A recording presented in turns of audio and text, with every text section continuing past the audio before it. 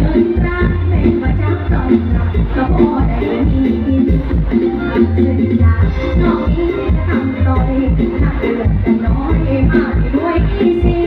จึงตัดสินใจจากบ้านบอยดินมาทำงานหากินอยู่ที่เมืองรอใช่ไหม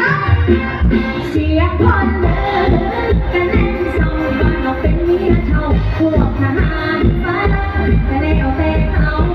นี่มีสไตล์เขาคงพูดกับกันเข้าไปมาฟังตัวฉันสิมาลงที่เมียเช่ามาด้วยความจำใจยอมความลำบากเข้ามาเพ่งหลังจากสิเหตุจังได้พ่อแม่เพิ่นอายุ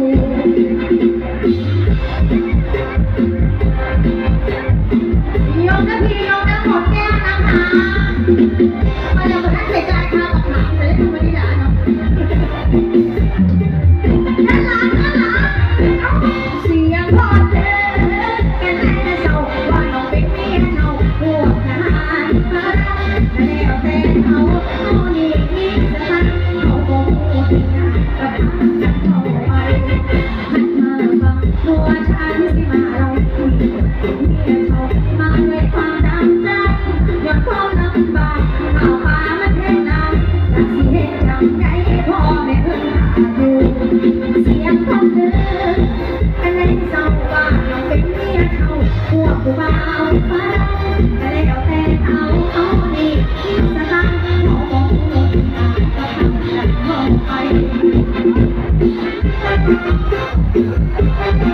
ได้ดูออกมา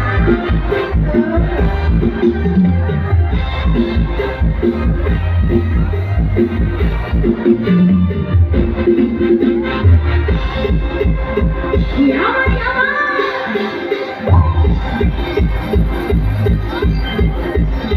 เดี๋ยวนะสายเฉพาะตัวเราเรามีการแต่งถ่ายยังอยู่เราอยากจะทำทีมงานต้อนรับทั้งที่สี่ค่ะ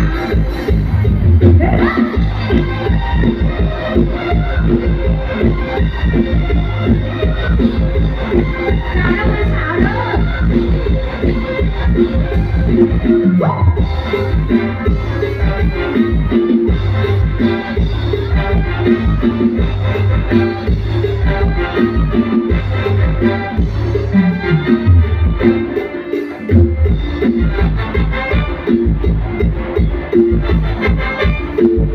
เสร็จแล้วไม่ดี